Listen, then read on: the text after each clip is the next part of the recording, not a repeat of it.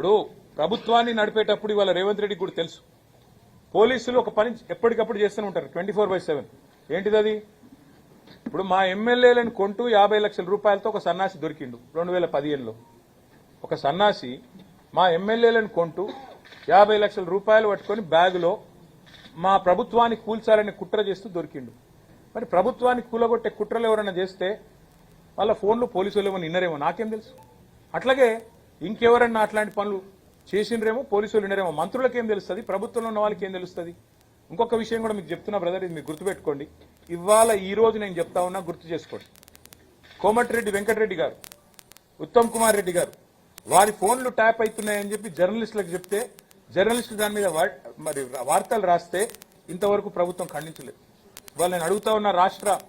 DGP గారిని రాష్ట్ర intelligence IG గారిని మీరు ప్రమాణం చేసి చెప్పగలుగుతారా రాష్ట్రంలో కాపాడడం కోసం 1952 నుంచి నెహ్రూ గారి టైం నుంచి ఈ రోజు మోడీ గారి టైం నాకు చాలా ఆశ్చర్యం అనిపించింది ఇవాళ కేంద్ర హోంశాఖ సహాయ మంత్రి గారు ఏదో మాట్లాడినారు చూసినారు మా ట్వీట్ ఏదో ఆయన హోంశాఖ సహాయ మంత్రి ఆయన ఆధీనంలో ఉండే పోలీసులు కూడా ఇవాళ దేశంలో కొన్ని వేల ఫోన్లు వింటున్నారు అది ఆయనకు తెలుసో తెలియదో నాకు తెలియదు అంటే ఇది దేశ భద్రతకు శాంతి భద్రతల పరిరక్షణకు ప్రభుత్వం చూసినారు మా ట్వీట్ ఏదో ఆయన హోంశాఖ సహాయ మంత్రి ఆయన ఆధీనంలో ఉండే పోలీసులు కూడా ఇవాళ దేశంలో కొన్ని వేల ఫోన్లు వింటున్నారు అది ఆయనకు తెలుసో తెలియదో నాకు తెలియదు అంటే ఇది దేశ భద్రతకు శాంతి భద్రతల పరిరక్షణకు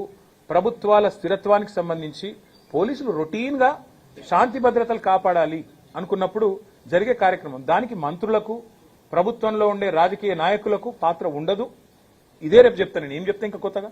మాకేం సంబంధము మాకేం తెలుసు ఇవి రొటీన్ గా జరిగే కార్యక్రమాలు జరుగుతుంటాయి ఈ రోజు కూడా ఇప్పుడు మీతో మాట్లాడుతున్నాను కదా పక్కనే కాంగ్రెస్ ప్రభుత్వం ఉన్నది కర్ణాటకలో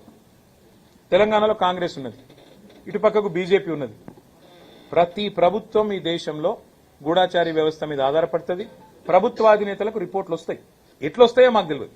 వాళ్ళు ఎట్లా తీసుకొచ్చిన సమాచారం మాకు తెలియదు మేము అడగం మేమంటే మేము కాదు ముఖ్యమంత్రులకు మంత్రులకైతే అసలే తెలియదు ఇది వాస్తవం ఈ దేశంలో ఇదేదో కొత్త విచిత్రమైన విషయం అన్నట్టు చాలా గొప్ప విషయం ఏదో వీళ్ళు పరిశోధించి సాధించినట్టు నేను ఇవాళ అడుగుతున్నా ఎవరిని అడగాలి సిట్ ఎవరిని పిలవాలి నిజానికి గతంలో ఇంటెలిజెన్స్ ఐజీగా పనిచేసి ప్రస్తుతం డీజీపీగా ఉన్న శివధర్ రెడ్డిని పిలిచినరా గతంలో టీఆర్ఎస్ ప్రభుత్వంలో ఇంటెలిజెన్స్ ఐజీగా మొదటి ఇంటెలిజెన్స్ ఐజీ ఎవరు ఇవాళ డీజీపీ శివధర్ రెడ్డి గారు ఆయనకు తెలుస్తుంది ఎవరి ఫోన్లు ట్యాప్ చేశారు మాకేం తెలుస్తుంది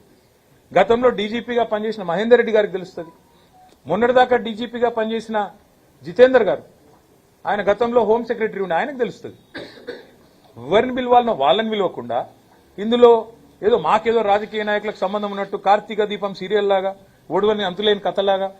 కేవలం టైం పాస్ ఇప్పుడు మీరు ఉరికొచ్చి రోజు కరీంనగర్కి వెళ్ళి